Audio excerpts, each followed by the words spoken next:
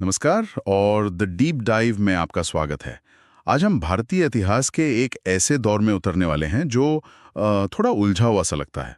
7वीं से 12वीं शताब्दी, ये वो समय है जब एक बड़ी केंद्रीय शक्ति मतलब वर्धन वंश वो खत्म हो चुकी थी और पूरे देश में जैसे कह सकते हैं कि छोटे छोटे पावर सेंटर्स उगाए थे। हमारे पास जो भी स्रोत हैं वो इसी दौर की कहानी बताते हैं। कैसे नए नए राजा सामने आए, उन्होंने अपने राज्य कैसे चलाए और उनका एडमिनिस्ट्रेशन कैसा था। और हम खास तौर पर दक्षिण के चोल साम्राज्य की व्यवस्था पे गौर करेंगे क्योंकि वो तो वाकई हैरान करने वाली है। बिल्कुल। और आज हमारी कोशिश यही समझने की रहेगी कि उस दौर में सत्ता का असली ढांचा क्या था। देखिए, एक तरफ तो राजा खुद को महाराजाधिराज, हाँ, त्रिभुवन चक्रवर्तिन यानी 3 लोकों के स्वामी ऐसी ऐसी उपाधियां दे रहे थे, और दूसरी तरफ जमीनी हकीकत ये थी कि सत्ता सामंतों में, व्यापारियों में, यहाँ तक कि गांव की सभाओं में भी बटी हुई थी। यही विरोधाभास इस दौर को इतना दिलचस्प बनाता है। तो चलिए इसी विरोधाभास को सुलझाने की कोशिश करते हैं। कहानी शुरू होती है एक बड़े साम्राज्य के पतन से। जब वर्धन वंश खत्म हुआ तो हुआ क्या? क्या पूरे देश में कोई अफरा तफरी मच गई? अफरा तफरी तो नहीं कहूंगी, लेकिन एक पावर वैक्यूम वो जरूर बन गया था। और इस खालीपन को भरा उन लोगों ने जो पहले से ही ताकतवर थे, बड़े जमींदार या योद्धा सरदार, जिन्हें हम सामंत कहते हैं। जैसे ही उन्हें मौका मिला, उन्होंने खुद को स्वतंत्र घोषित कर दिया। हाँ, स्वतंत्र राजा घोषित कर दिया। अजमेर के चौहान, मालवा के परमार, गुर्जर प्रतिहार, ये सब ऐसे ही तो उभरे। इसीलिए तो इस पूरे दौर को कई इतिहासकार राजपूत काल भी कहते हैं। अच्छा, तो ये सब पारंपरिक योद्धा वर्ग से थे, मतलब क्षत्रिय? ज्यादातर तो हाँ, लेकिन हमेशा नहीं। और यही एक बहुत दिलचस्प बात है। हमारे स्रोत बताते हैं कि कुछ ब्राह्मणों ने भी अपने वंश स्थापित किए। अच्छा। हाँ, जैसे कर्नाटक में कदम्ब वंश के संस्थापक थे मयूर शर्मन, और राजस्थान में गुर्जर प्रतिहार वंश के हरिचंद्र। इन्होंने अपना पारंपरिक पेशा छोड़ा, हथियार उठाए और सफलतापूर्वक अपने राज्य कायम किए।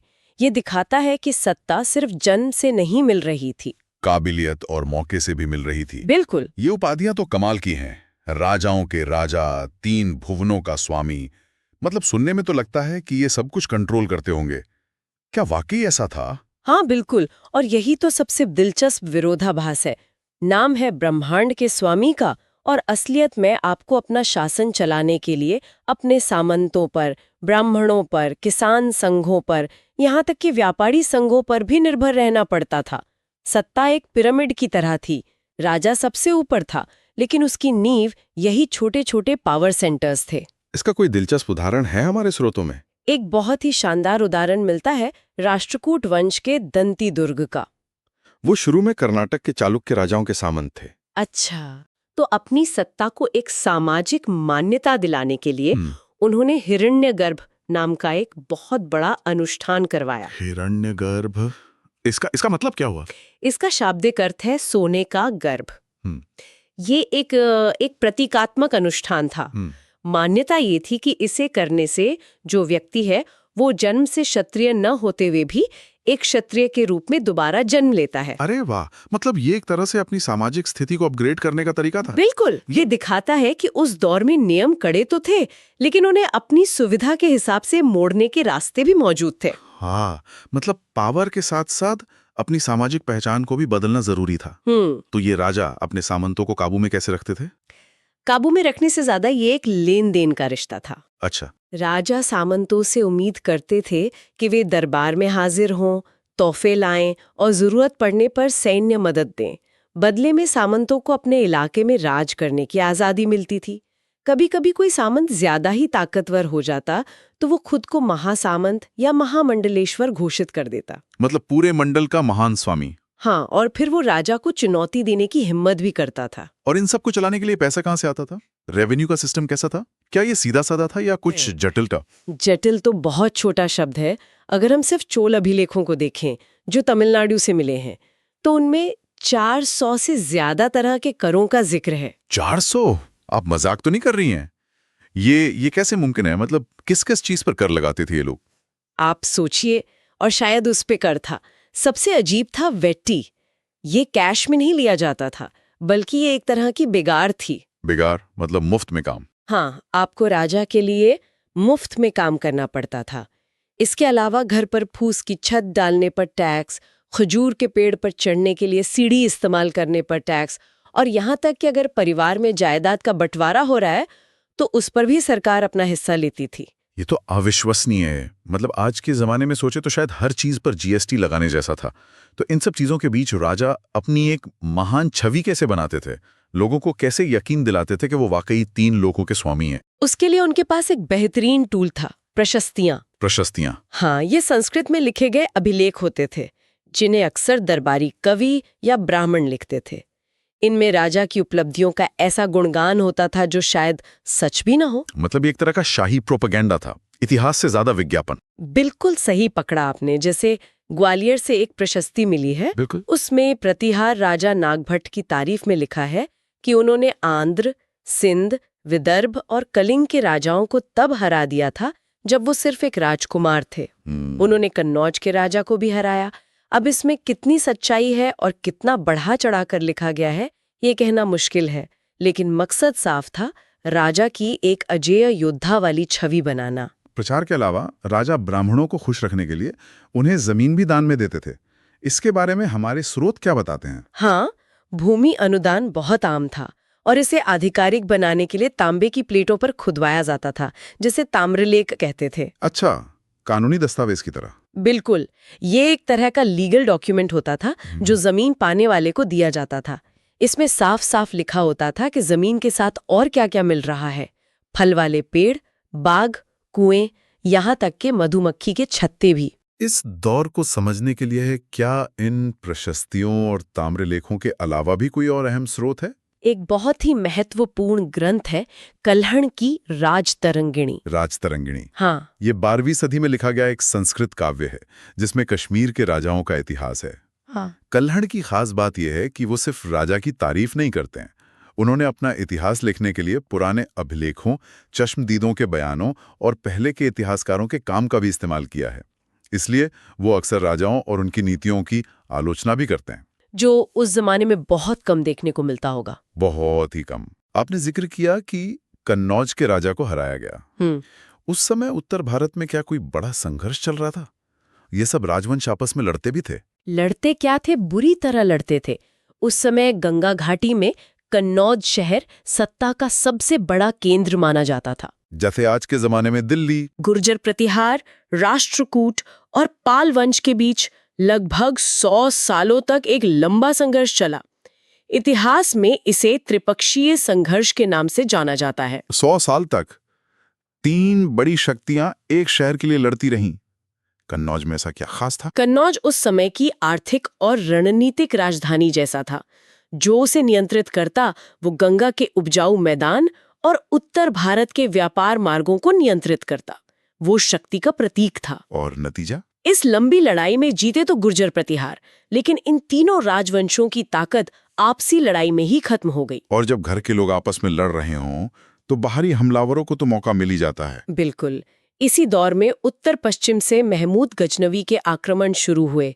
उसने भारत पर 17 बार हमला किया और उसका मुख्य मकसद यहाँ की दौलत लूटना था। सोमनाथ मंदिर। हाँ, उसने गुजरात के सोमनाथ मंदिर को भी बुरी तरह लूटा। और फिर 1192 में तराइन की दूसरी लड़ाई हुई, जिसमें मोहम्मद गोरी ने पृथ्वीराज चौहान को हरा दिया। इस हार ने भारत में तुर्की शासन की नींव रखी और जिसे हम राजपूत काल कहते हैं, उसका अंत हो गया। तो जहां उत्तर में ये राजवंश आपस में लड़कर कमजोर हो रहे थे, वहीं दक्षिण में एक ऐसी शक्ति उभर रही थी जो संगठन और प्रशासन के मामले में एक मिसाल कायम करने वाली थी। चोल साम्राज्य। हाँ, चोल कोई नए नहीं थे, लेकिन 9वीं सदी में विजयालय नाम के एक सरदार ने कावेरी नदी के डेल्टा में मुटिरियारों को हराकर चोल सत्ता को फिर से स्थापित किया। उन्होंने तंजावुर शहर बसाया और वहां निशुंभ सूदिनी देवी का एक खूबसूरत मंदिर बनवाया। उनके बाद के राजाओं जैसे राजराज प्रथम और राजेंद्र प्रथम ने इस साम्राज्य को और भी विशाल बनाया। और चोलों की पहचान उनके भव्य मंदिरों से भी है। ये सिर्फ पूजा की जगह ही थी या इनका कोई और भी महत्व था? ये मंदिर सिर्फ पूजा के स्थान नहीं थे, ये उस समय के आर्थिक, सामाजिक और सांस्कृतिक जीवन के केंद्र थे। केंद्र थे? हाँ, आप इन्हें एक छोटे शहर की तरह समझ सकती हैं। मंदिर के आसपास पुजारियों, माला बनाने वालों, बावर्चियों, सफाई कर्मचारियों, संगीतकारों, नर्तकों, शिल्पकारों की पूरी बस्तियां बस जाती थीं। और मंदिर को दान में मिली जमीन की उपज से ही इन सबका गुजारा चलता था। और उन शिल्पकारों ने जो बनाया वो तो आज भी बेमिसाल है। चोलों की कांसे की मूर्तियां, खासकर शिव की नटराज वाली मूर्ति, दुनिया की सबसे बेहतरीन कलाकृतियों में गिनी जाती हैं। ये मूर्तियां दिखाती हैं कि चोल सिर्फ एक सैन्य शक्ति नहीं थे, बल्कि कला और संस्कृति के भी बहुत बड़े संरक्षक थे। मंदिर और ये मूर्तियां उनके वैभव और शक्ति का प्रतीक थी। तो चलिए अब चोलों के उस सिस्टम की बात करते हैं जो शायद उनकी सबसे बड़ी ताकत थी, उनका प्रशासन। जमीनी स्तर पर वो शासन कैसे चलाते थे, उनका असली जीनियस यहीं दिखता है। उन्होंने ग्रास रूट गवर्नेंस को एक नए स्तर पर पहुंचा दिया था। किसानों की बस्तियों को उर कहा जाता था। और हाँ, और ऐसे कई उर मिलकर एक बड़ी इकाई बनाते थे जिसे नाडू कहते थे। और सबसे दिलचस्प बात यह है कि गांव के स्तर पर उर और नाडू की अपनी सभाएं होती थीं, जो न्याय करने से लेकर टैक्स वसूलने तक के सारे प्रशासनिक काम करती थीं। मतलब केंद्र में राजा तो था, लेकिन असली काम गांव की पंचायतें कर रही थीं। एक तरह से हाँ, खासकर नाडू की सभा में वेल्लाल जाति के धनी किसानों का बहुत दबदबा होता था। चोल राजा भी इन स्थानीय सभाओं के काम में ज्यादा दखल नहीं देते थे, बल्कि वो इन धनी जमींदारों को मुविंदवेलन या अरैयार जैसी उपाधियां देकर उन्हें सम्मान देते थे और केंद्र सरकार में भी महत्वपूर्ण पद सौंपते थे। उनके अभिलेखों में जमीन के प्रकारों का भी जिक्र मिलता है ना? ये भी काफी व्यवस्थित लगता है। बहुत ज्यादा व्यवस्थित। जैसे वेलनर वगाई वो जमीन होती थी जो गैर ब्राह्मण किसानों के पास होती थी। अच्छा ब्रह्मदेय वो जमीन थी जो ब्राह्मणों को दान में दी जाती थी। जी। शाला भोग किसी स्कूल के रखरखाव के लिए दी गई जमीन थी। देवदान मंदिरों को भेंट की गई जमीन। और पल्लित चंदम जैन संस्थाओं को दान दी गई जमीन। हर चीज के लिए एक अलग कैटेगरी थी। लेकिन इनमें से सबसे दिलचस्प ब्रह्मदेय गांव का प्रशासन लगता है। हमें तमिलनाडु के उत्तर मेरूर से मिले एक अभिलेख से इसकी बहुत बहुत विस्तृत जानकारी मिलती है। ये तो एक तरह का पूरा संविधान ही लगता है। ये वाकई असाधारण है। उस अभिलेख में बताया गया है कि इन गांवों की सभा या समिति का सदस्य कौन बन सकता है। इसके लिए बाकायदा योग्यताएं तय थीं। क्या योग्यताएं थीं? क्या कोई भी सदस्य बन सकता था? नहीं, बिल्कुल नहीं। पहली शर्त थी कि आपके पास ऐसी जमीन होनी चाहिए जिससे भू राजस्व वसूला जाता हो। अच्छा। आपका अपना घर होना चाहिए। आपकी उम्र 35 से 70 साल के बीच होनी चाहिए। और आपको वेदों का ज्ञान होना चाहिए। और आपको प्रशासनिक मामलों की अच्छी समझ होनी चाहिए। और आपका चरित्र ईमानदार होना चाहिए। इसमें एक और शर्त थी जो मुझे बहुत दिलचस्प लगी कि अगर कोई व्यक्ति पिछले 3 सालों में किसी समिति का सदस्य रहा है तो वो दोबारा चुनाव नहीं लड़ सकता। हाँ, तो ये तो एक तरह से आज के टर्म लिमिट जैसा कॉन्सेप्ट हो गया। सही बात है। ताकि सत्ता कुछ ही लोगों या परिवारों के हाथ में सिमट कर न रह जाए। ये अपने समय से बहुत आगे की सोच है। लेकिन इन सदस्यों का चुनाव कैसे होता था? क्या लोग वोट डालते थे? यही पर सिस्टम और भी अनोखा हो जाता है। कोई वोटिंग नहीं होती थी। जितने भी योग्य उम्मीदवार होते थे उनके नाम ताड़पत्र की छोटी छोटी पर्चियों पर लिखकर एक मिट्टी के बर्तन में डाल दिए जाते थे। एक मिनट, लॉटरी से? मतलब कोई चुनाव प्रचार नहीं, कोई वोटिंग नहीं, बस पर्ची निकालो और आप सदस्य बन गए? ये तो बहुत ही अनोखा सिस्टम है। ऐसा क्यों करते थे? इसके पीछे की सोच शायद भी थी कि इससे गुटबाजी खत्म होगी और चयन निष्पक्ष रहेगा। बर्तन में से पर्चियां निकालने के लिए मंदिर के किसी छोटे बच्चे को बुलाया जाता था। वो एक एक करके अलग अलग समितियों के लिए पर्चियां निकालता था। इस पूरी प्रक्रिया को कुडवोलाई प्रणाली कहते थे।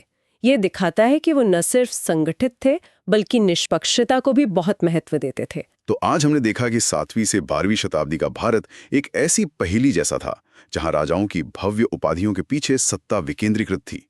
और चोलों ने तो स्थानीय स्वशासन का एक ऐसा मॉडल तैयार किया था जो आज भी हमें हैरान कर सकता है, चाहे वो उनकी टैक्स व्यवस्था हो या चुनाव की लॉटरी प्रणाली। हाँ, लेकिन इस पूरी तस्वीर में एक अहम पहलू पर गौर करना जरूरी है।